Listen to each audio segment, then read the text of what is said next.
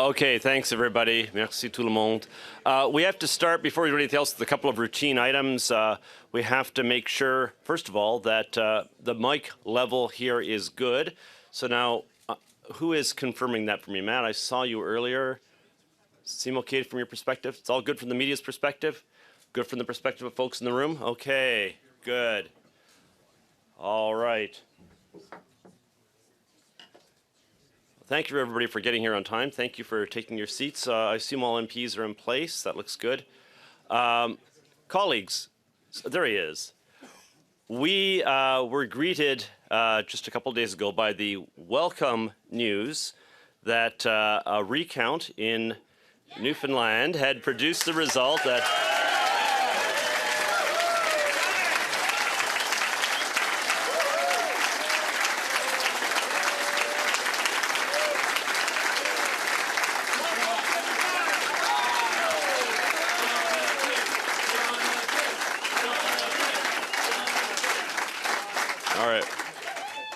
the news was that Jonathan Rowe, our new colleague, had won his seat by 12 votes on a judicial recount. Jonathan, you'll be pleased to hear that for the rest of your career, that's the same reaction you'll get every time you enter a room full of Conservatives. I am informed that Jonathan has a few remarks he would like to make, and I'd like to invite him up to the podium to introduce our leader.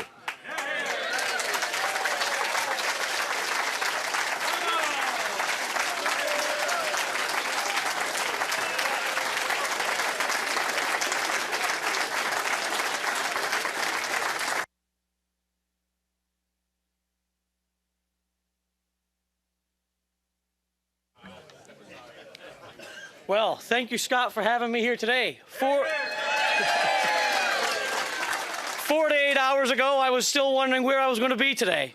So it's very exciting, and I'm proud to be a part of a party that won with 2.4 million more votes in the last election, 24 new seats, including myself and Carol Anstey from Newfoundland and Labrador.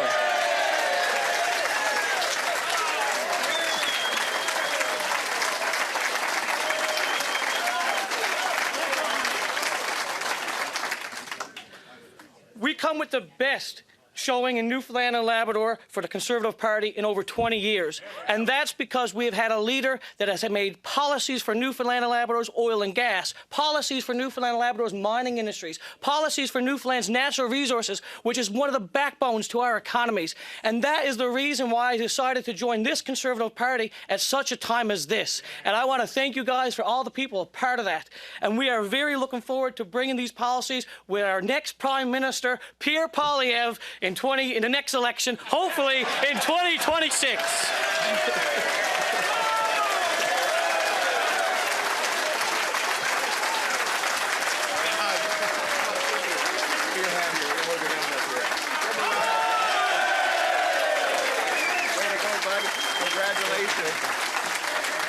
Merci beaucoup. Wow. What a guy. Congratulations, Jonathan. 12-vote victory. He won one of the most efficient election victories ever.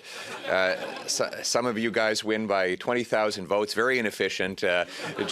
Jonathan did it with 12. He wanted to keep us in suspense for a few days before bringing the news. But of course, Jonathan and the team in Newfoundland, we delivered our best result in that province in 2 decades, part of a stronger and bigger nationwide Conservative team that added 2.4 million votes, 24 seats.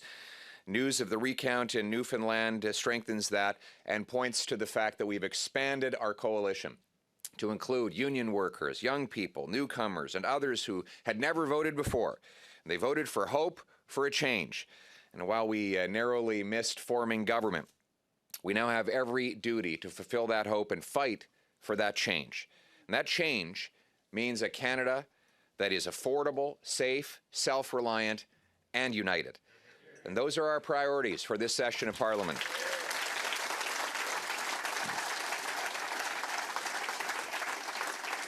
And priorities take plans. Our plan, first, we've got to get the cost of living down.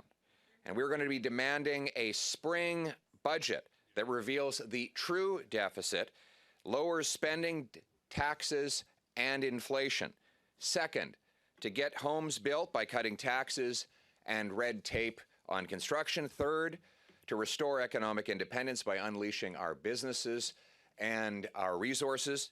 Fourth, to bring safety to our streets by locking up dangerous offenders and securing our borders. And fifth, speaking of our borders, we need to get immigration under control after a decade of liberal incompetence. Merci beaucoup tout le monde. Cette semaine, le Parlement est de retour avec une équipe plus grande et plus forte. On a obtenu 2,4 millions plus de votes et 24 plus de sièges. Pour la toute première fois, les travailleurs syndiqués, les jeunes, les nouveaux arrivants et notre groupe de gens qui n'avaient jamais voté auparavant se sont joints à notre équipe et ont voté pour nous. Ils ont voté pour l'espoir et pour le changement. On est passé tout près de former le gouvernement, mais maintenant, on a le devoir de se battre pour du changement et donner de l'espoir aux Canadiens. Ce changement veut dire un Canada plus abordable, sécuritaire, autonome et uni. Pour avoir des priorités, il nous faut un plan. Donc, le plan que nous allons avancer au Parlement, c'est de 1, forcer le gouvernement de prendre l'abordabilité au sérieux. Avec un budget ce printemps qui relève le véritable déficit, qui révèle le véritable déficit et qui réduit les dépenses, l'inflation, les impôts et les taxes. 2, bâtir des logements en réduisant les taxes et la bureaucratie sur la construction. 3, réinstaurer l'indépendance économique au Canada en libérant nos ressources naturelles et nos entreprises. 4, rendre nos rues sécuritaires en abrogeant les lois libérales pour mettre des vrais criminels récidivistes en prison. Et 5, reprendre le contrôle de l'immigration et protéger nos frontières. Cost of living and budgeting. Well, Mr. Carney told us all that, he said, I'd like to say it again and again, that a slogan is not a plan. Well, I point out that is a slogan, but but I'll tell you what a plan is. A budget is a plan. It's literally a plan.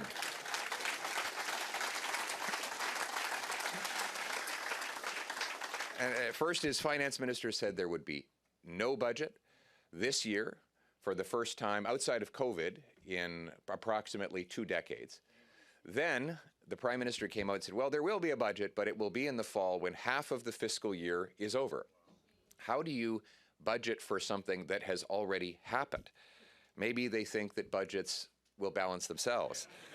We need a budget to cut bureaucracy, consultants, foreign aid, and corporate welfare to generate the savings for lower debt, taxes, and inflation. For too long, workers and small businesses have carried this morbidly obese government on their backs. They can't afford it. They can't bear it anymore.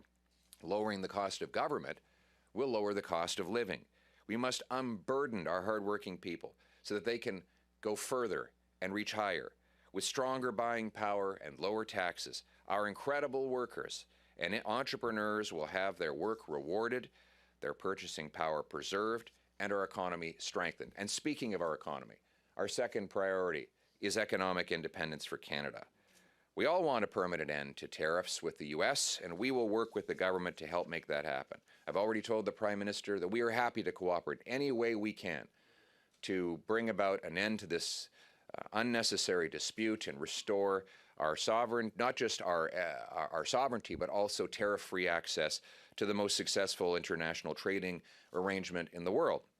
And we can't help but note that the Prime Minister promised during the election that he would put his elbows up and apply dollar-for-dollar tariffs that would raise tens of billions of dollars. Now, let's be clear. He said that it would raise $20 billion this year alone, and he published that in a platform released after he had quietly eliminated most of those tariffs. So how is he going to make up the money? And why did he put his elbows down when he said they were up? Look, despite the Prime Minister's doublespeak, we will work, as I said, to help him try and get a trade deal to put an end to the tariffs. But we also need to focus on making our own economy more independent and self-reliant, so that we're no longer vulnerable to such international surprises. That means unleashing our industry and its mighty workers to make things here for ourselves and for overseas markets. It's not enough to say you want to build. The government must remove the laws, taxes, and rules that stand in the way. And that's why Conservatives are proposing practical and real removal of obstacles, end the industrial carbon tax, the energy caps, the electric vehicle mandates, the No New Pipelines law, the West Coast shipping ban, and more. If the government agrees to these changes, we will move as early as the spring to pass them all.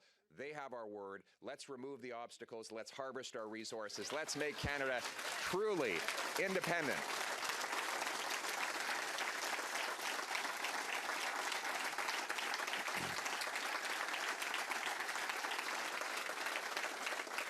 Doing so will allow us to be self-reliant from the U.S. by building mines, pipelines, nuclear and LNG plants, hydroelectric dams, and so much more. We must be the fastest place in the OECD to get a building permit, and we must have the lowest taxes on work, investment, energy, and home building. And speaking of home building, that brings us to our third priority. Conservatives will fight to free up land, speed up permits, and cut taxes on buyers and builders. We must restore the dream of home ownership that has been lost over the last Liberal decade. And nous voulons que ces maisons soient dans les communautés sécuritaires. We want those houses to be in safe neighborhoods. We want those homes to be in places where children can play outside, where seniors can enjoy a walk, where the cars don't go missing in the middle of the night. And that is why this session we will fight to end catch and release bail, house arrest, multiple murder discounts. We'll push for treatment and not drugs to free our loved ones from the clutches of addiction. We want a drug-free Canada where people can get back on their feet and have hope. And we want to restore sanity to our immigration system. We must end the out-of-control Liberal immigration by reducing numbers, capping population, deporting criminals, and integrating newcomers. Canadians are a welcoming people, but our healthcare, housing, and job markets are now overflowing because population growth has been too fast under the Liberals. We must also ensure integration. We must ensure that foreign conflicts are left at the door. No more rampaging anti-Semitic riots on Canadian streets.